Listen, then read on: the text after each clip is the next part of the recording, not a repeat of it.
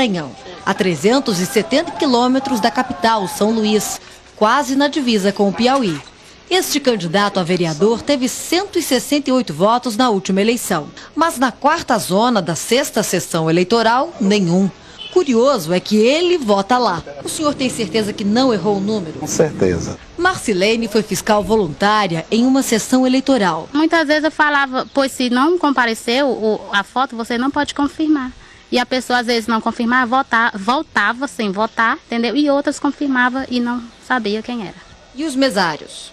Isso que eu falei, ele só dizia, você votou o número certo? Votei, pois então confirma. Quando saiu o resultado, o espanto. Em casa, 15 pessoas votaram em uma mesma vereadora, mas a candidata da família não recebeu um voto sequer. Eu daqui votou tudinho, não sei aonde foi.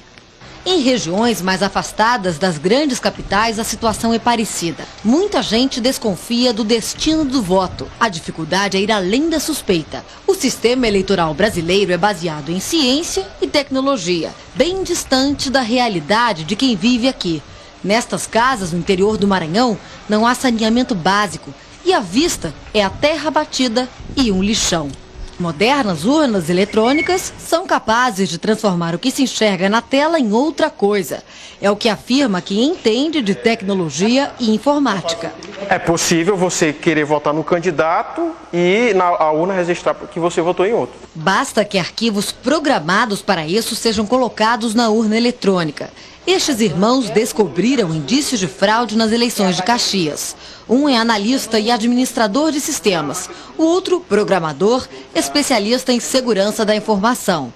Com permissão judicial, checaram urnas de 10 sessões eleitorais. Em um relatório, concluíram que houve manipulação dos equipamentos. A caixa preta dessa urna, ela revelou que elas foram ligadas antes da eleição em um ato totalmente estranho. Um exemplo, a cerimônia de lacre de um lote de urnas aconteceu em 26 de setembro.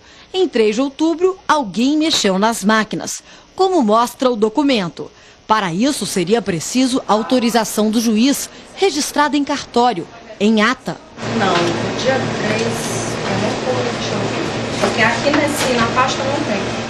Dos 12 vereadores escolhidos em outubro, 11 são ligados ao atual prefeito da cidade, agora reeleito.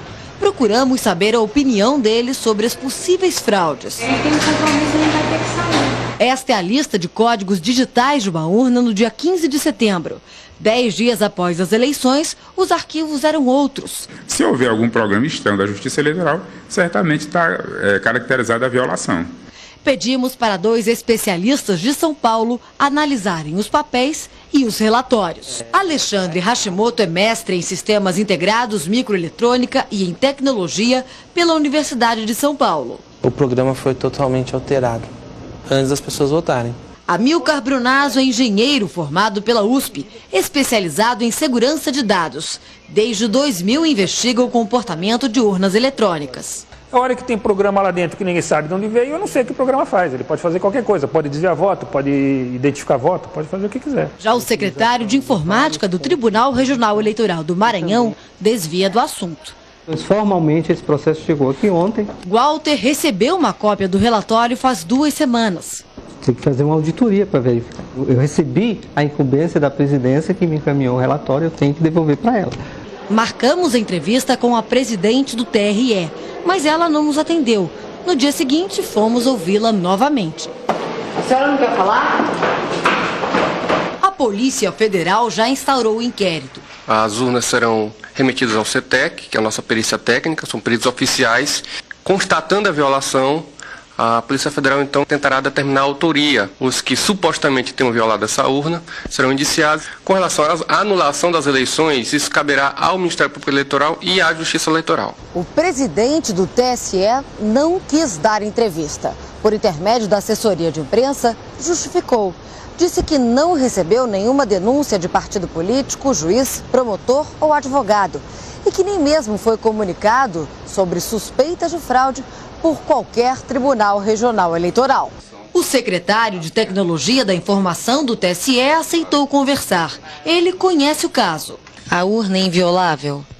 A urna, ela, pelos dispositivos de segurança que são implementados no processo torna a fraude totalmente inviável. Se não for um erro do eleitor, o que pode ser? Nós não trabalhamos com outra hipótese. Se você fosse mal intencionado, o que você poderia fazer em 15 segundos com cada urna? Poderia me eleger presidente do Brasil. Que a reportagem da Band mostra que a urna pode ser manipulada e permitir grandes distorções no resultado eleitoral. O presidente do TSE, ministro Aires Brito, que sempre aparece na imprensa dando declarações as mais variadas, surpreendentemente desta vez não quis falar sobre o assunto de sua alçada. Uai, seu app de vídeos curtos.